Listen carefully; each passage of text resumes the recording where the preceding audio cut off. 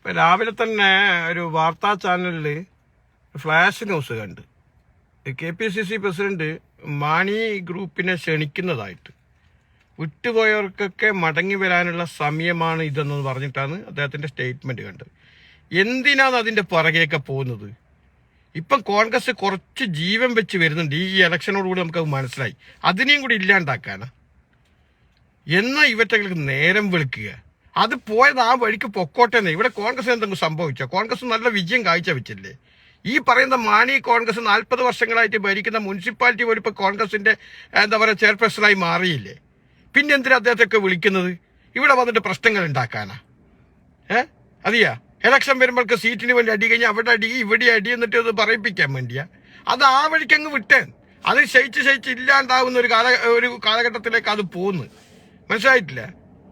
നിയമസഭയ്ക്കകത്തില്ല, പാർലമെന്റിനകത്ത് പൊട്ടിച്ച് ഇപ്പം local board ഇലക്ഷനിലും അവിടെയും പരാജയപ്പെടുത്തി. ഇതൊക്കെ കോൺഗ്രസ് അല്ലേ നേടുന്നത്? ഒറ്റക്ക് നിന്നിട്ടല്ലേ ഇതൊക്കെ നേടിയെടുക്കുന്നത്? ആ ചിന്ത നമുക്കുള്ള. നമ്മുടെ പാർട്ടിയെ വളർത്താൻ നോക്ക്. 10 പേരെ നമ്മളെ പാർട്ടിയിലേക്ക് കൊണ്ടുവരാനുള്ളപ്പം വഴി നോക്ക്. ഇനിയിപ്പോൾ അതിന്റെ പുറകെ പോയിട്ട് ഇങ്ങനെ മണപ്പിച്ച് പോയിട്ട് സമയം കളയണ്ട. അതല്ല, ആ വഴിക്ക് വിടും. പരമാവധി ഘടക കക്ഷികളിലെ ഇതിലൊക്കെ ഒഴിവാക്കാൻ വേണ്ടി നോക്കിയിട്ട് അവനവന്റെ പാർട്ടിയെ വളർത്താൻ വേണ്ടി നോക്ക്. കോൺഗ്രസിന് കരുത്ത് പകര്. കോൺഗ്രസിനെ വളർത്താൻ വേണ്ടി നോക്ക്. കോൺഗ്രസിന്റെ പ്രവർത്തകരുടെ വികാരത്തിനൊപ്പം നിൽക്ക്. അവർ പറയുന്നത് കേൾക്ക്. എന്നിട്ട് അവരോടൊപ്പം നിൽക്ക്. ഓട്ടോമാറ്റിക് പാർട്ടി വളരും. അത് കോൺഗ്രസിനകത്ത് നിങ്ങൾ പരസ്പരം കുതികാല് വെട്ടാണ്ടിരിക്കുക. എന്തെങ്കിലും അവരെ ചില ഭാഗത്തുനിന്ന് വീഴ്ചകളോ തെറ്റുകുറ്റങ്ങളോ വന്നിട്ടുണ്ടെങ്കിൽ അതിനെയൊക്കെ നേർവഴിയിൽ കൊണ്ടുവന്ന് അവരൊക്കെ ഉപദേശിച്ച് ഗുണോപദേശിച്ചിട്ട് അവരെയൊക്കെ മുന്നോട്ട് കൊണ്ടുവരാൻ നോക്ക്. അല്ലാതെ വല്ലവനും പുറത്തോട്ട് കോൺഗ്രസിന്റെ ഒരു ക്രൈമും ചെയ്യാതെ, കോൺഗ്രസ് ഒരു കുറ്റവും ചെയ്യാതെ, കോൺഗ്രസ് അവർ പറയുന്ന കാര്യങ്ങൾ തേച്ചും വഴിപ്പെട്ടിട്ട് പോലും കോൺഗ്രസിന്റെ പച്ച തെറിയും വിളിച്ചിട്ട് പച്ച കളവും പറഞ്ഞ് CPM-ന്റെ ആലയിലേക്ക് പോയി അത് നശിക്കാൻ നോക്കും. അതിന് വീണ്ടും പുതുജീവൻ കൊടുക്കാൻ വേണ്ടിയിട്ടാണ് ഇങ്ങോട്ടേക്ക് ക്ഷണിച്ചു കൊണ്ടുവരുന്നത്. അതെയോ? എന്താവശ്യം ഇപ്പം ക്ഷണിക്കേണ്ട ആവശ്യം? ഞങ്ങൾക്ക് എന്താ പരാജയം ഉണ്ടായിട്ടുണ്ടോ? അതൊന്നുമില്ലല്ലോ. ഞങ്ങൾ നല്ല വിജയത്തിലല്ലേ പോകുന്നത്. ആ വിജയത്തിന്റെ ഒപ്പം തന്നെ നമ്മളെ പാർട്ടിയെ വളർത്താനല്ലേ നോക്കേണ്ടത്. അല്ല അതിന്റെ പുറകെ പോയിട്ട് മടങ്ങിപ്പോയവർക്കൊക്കെ മടങ്ങി വരാനുള്ള സമയമായി എന്ന് പറഞ്ഞിട്ട് ഇങ്ങോട്ട് കൊണ്ടുകൊണ്ട് മരിക്കാൻ പോകുന്നവനിക്ക് എന്താ പറയണ്ട, ഐശ്വര്യ ടിക്കറ്റ് അവർ ജീവൻ തിരിച്ചു കൊടുക്കല. അത് തന്നെയാണ് നമ്മളെ പരാജയോ. ഇന്ത്യ രാജ്യത്ത് മുഴുവൻ അങ്ങനെ തന്നെയാണ് കോൺഗ്രസിന് ക്ഷയിച്ചു പോകേണ്ട കാരണം നമ്മളെപ്പോഴും സഹതാപംബിയായിരിക്കും. ജനാധിപത്യം വേണം, എല്ലാവരും. പക്ഷെ ഈ എല്ലാവരും വന്ന് ഈ പാർട്ടിക്കകത്തേക്ക് കയറി കൂടിയിട്ട് ഈ പാർട്ടിയെ വിഴുങ്ങുന്നത് നിങ്ങൾ കാണുന്നില്ല. അപ്പൊ അതുകൊണ്ട് കോൺഗ്രസ് ഇപ്പൊ നല്ല ഫോമിലുള്ളത്. ഒരു ഘടകകക്ഷിന്റെയും ആവശ്യം ഞങ്ങളെ സംബന്ധിച്ചിടത്തോളം ഇന്നത്തെ രാഷ്ട്രീയ സാഹചര്യത്തിലില്ല.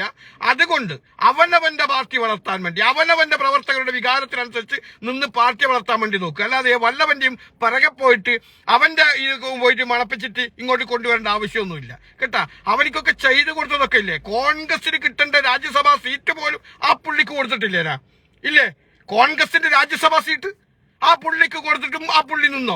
അതും വാങ്ങിച്ചിട്ട് അപ്പോൾ മുണ്ടും പൊക്കി കാണിച്ചിട്ട് ഒരു കാരണമില്ലാതെ കാരണമുണ്ടാക്കി നേരെ ഈ CPM-ലേക്ക് പോയതല്ലേ അല്ലേ? പിന്നെ അവൻ എന്തിനാ ഇങ്ങോട്ട് വീണ്ടും പോയവർക്ക് തിരിച്ചു വരാനുണ്ടായ സാഹചര്യമാണ് ഇപ്പോഴെന്ന് പറയുന്നത്. തോറ്റമ്പി അടിച്ചാരാ 10 സീറ്റ് നേടിയിട്ടാണ് വിളിക്കുന്നത്. ശരിയാണ്. ഒരു തോറ്റ് ആ പാർട്ടി ഇല്ലാണ്ടായി. പാലാ മുനിസിപ്പാലിറ്റി പോലും നഷ്ടപ്പെട്ട്. ഇനി എന്തിനാ അവനെ കൊണ്ടുവരേണ്ട ആവശ്യം? വല്ല ആവശ്യമുണ്ടോ? അവല്ല പണ്ട് പാർലമെന്റ് ഇലക്ഷൻ ഞാൻ കൊമ്പ് കുലുക്കിയിട്ട് വന്നത്. കൂടംകുലക്ക് പക്ഷിന്റെ വിചാരം കൊണ്ട് ഞങ്ങളില്ലെങ്കിൽ കോട്ടയത്ത് കോൺഗ്രസ് ഇല്ല എന്നൊക്കെ പറഞ്ഞ് കോൺഗ്രസിനെ വിളിച്ചിട്ടില്ലേ? എന്താ 1.5 ലക്ഷം വോട്ടിനല്ലേ ഞങ്ങൾ വെച്ച സ്ഥാനാർത്ഥി ജയിച്ചത് അല്ലേ? അതിനുശേഷം നിയമസഭാ ഇലക്ഷൻ വന്നു. എന്താ സംഭവിച്ചത്? അതിനുശേഷം ഇപ്പം ഈ ഇലക്ഷൻ വന്നു. എന്താ സംഭവിച്ചത്? അവന്റെ മണ്ഡലത്തിൽ പോലും, അതായത് ഈ ജോസ് കെ മാണി എന്ന് പറയുന്ന ഈ ഒറ്റുകാരന്റെ വാർഡിനകത്ത് പോലും കോൺഗ്രസിന്റെ കൈപ്പത്തി ചിഹ്നത്തിൽ മത്സരിച്ചവരാ ജയിച്ചത്. അത്ര പവർഫുൾ ആയില്ല ഒരു സ്ഥലത്ത് നിന്നിട്ടാണ് കോൺഗ്രസിനെ കൊച്ചാക്കി കണ്ട ഇവനെയൊക്കെ വീണ്ടും ഇങ്ങോട്ട് കൊണ്ടുവരാൻ വേണ്ടി ശ്രമിക്കുന്നത്. എന്നിട്ട് ഇതിനകത്ത് പ്രശ്നങ്ങൾ ഉണ്ടാക്കാൻ വേണ്ടി അല്ലേ? കഴിഞ്ഞ പ്രാവശ്യം ഞങ്ങൾ മത്സരിച്ച 80 സീറ്റിൽ ഞങ്ങളെ പാർട്ടി തന്നെ മത്സരിക്കണം. തനിച്ചൊരു 10-70 സീറ്റെങ്കിലും കോൺഗ്രസ് പാർട്ടി പിടിക്കണം. ഒരു തർക്കം അതിനകത്ത് വേണ്ട. കിട്ടും. കോൺഗ്രസിന് ജനങ്ങൾക്ക് വിശ്വാസമുണ്ട്. അത് നിങ്ങൾ മനസ്സിലാക്കിക്കോ. നിങ്ങൾ ഉദ്ദേശിക്കുന്നിടത്തല്ല ഇവിടുത്തെ പൊതുസമൂഹം ഉള്ളത്.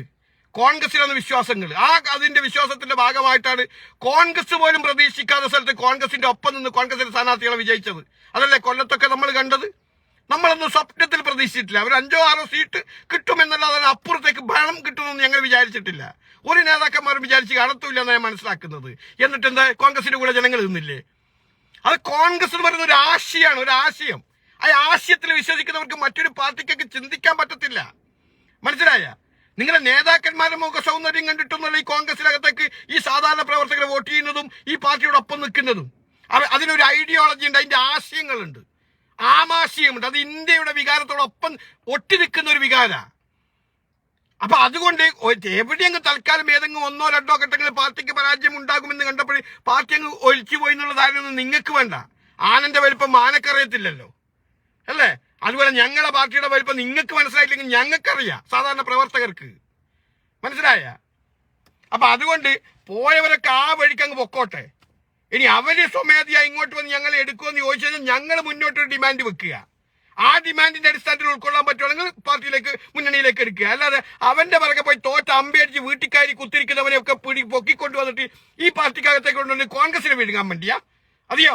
നിങ്ങൾക്ക് അതാ ഉദ്ദേശം? പാർട്ടി വളരണ്ട അല്ലെ, മറ്റുള്ളവർ വളരട്ടെ, ഘടകകക്ഷികൾ അങ്ങ് വളരട്ടെ. ഇപ്പം പാലയിൽ കോൺഗ്രസിന്റെ സ്ഥാനാർത്ഥികളാ വിജയിച്ചത്, നിങ്ങൾ മനസ്സിലാക്കണം. ഒരു പ്രതീക്ഷയില്ലാത്ത മേഖലയിൽ കഴിച്ചിന്റെ വിജയിക്കുന്നത് അവിടെ.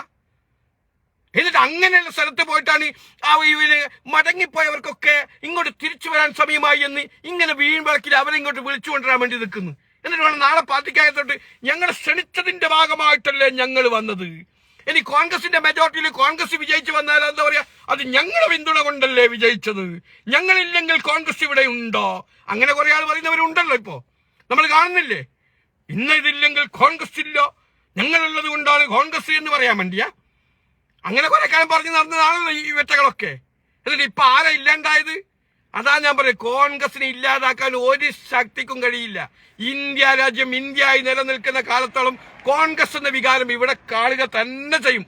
ഒരു തർക്കവും നിങ്ങൾക്ക് വേണ്ട കേട്ടാ. അപ്പൊ ആ ചിന്ത ഉണ്ടാക്കുക. അതുകൊണ്ട് പോയവരൊക്കെ പോക്കോട്ടെ, അതിനൊന്നും നമ്മൾ മൈൻഡ് ചെയ്യേണ്ട ആവശ്യമില്ല.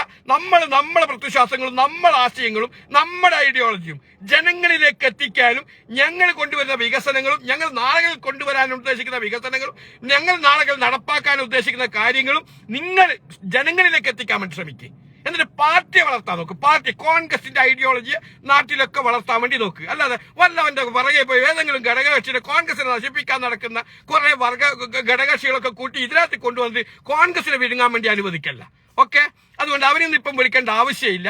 അവന്റെയൊക്കെ മണ്ഡലത്തിൽ കോൺഗ്രസ് എന്താ പറയാ, അത്യുജ്വലമായ വിജയം പ്രതീക്ഷിക്കാത്ത വിധത്തിൽ ഉണ്ടായ സന്ദർഭ കോൺഗ്രസിന്റെ ചെയർപേഴ്സൺ ഇനി മുനിസിപ്പാലിറ്റി ഭരിക്കാൻ വേണ്ടി പോകുന്നത്.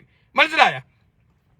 അങ്ങനെയുള്ള ഒരു സ്ഥലത്ത് പോയിട്ടാണ് മടങ്ങി വരുന്നവർക്കൊക്കെ മടങ്ങി വരാൻ ഇപ്പം വരാൻ സമയമായി. എന്നിട്ട് ഇതിനെ കൊണ്ടുപോയിരുന്നു എന്നിട്ട് പ്രശ്നങ്ങൾ ഉണ്ടാക്കണോ, എന്നിട്ട് കോൺഗ്രസിനെ ഇല്ലാണ്ടാക്കണോ?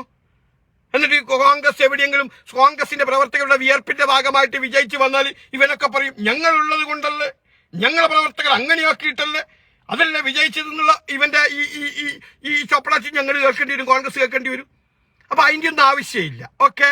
ഇപ്പൊ പാർട്ടി നല്ല ഫോമിലാ പോകുന്നത്. ഇതുപോലെ അങ്ങോട്ട് പോയാൽ മതി. ഇതേപോലെ ഇതിനപ്പുറത്തേക്ക് വേണ്ട. മനസ്സിലായ? നിങ്ങൾ വായ കൂട്ടി മുണ്ടേണ്ട അവിടെ നിന്നാൽ പാർട്ടിയെ വിജയത്തിലേക്ക് എത്തിക്കാൻ ഇവിടുത്തെ സാധാരണ പ്രവർത്തകരുണ്ട്. അവരുടെ വിയർപ്പിന്റെ ഭാഗമായിട്ടാണ് ഈ വിജയം മുഴുവൻ ഉണ്ടായത്. അല്ല നിങ്ങൾ വലിയ ഞങ്ങളങ്ങ് ഉണ്ടാക്കിയിട്ടാണെന്നും വിചാരിക്കേണ്ട. ഓരോരോ ബൂത്തിനകത്ത് പോയി ഓരോരോ വീട്ടിനകത്ത് പോയി വോട്ടർമാരെ ചുമലിലേറ്റിട്ടും സ്റ്റൂളുമ്മിലും കസാലമിലൊക്കെ ഇരുത്തി കൊണ്ടുപോയിട്ടും അടിയും തെറിയൊക്കെ കിട്ടിയിട്ട് ഉണ്ടായ വിജയമായത്. അത് പ്രവർത്തകരുടെ വികാരമാണ്. ആ വികാരത്തോടൊപ്പം നിൽക്കുക എന്ന് മാത്രം പറഞ്ഞു വെച്ചുകൊണ്ട് ഞാൻ അവസാനിപ്പിക്കുന്നു. ജയ് ഹിന്ദ്, ജയ് നാഷണൽ കോൺഗ്രസ്.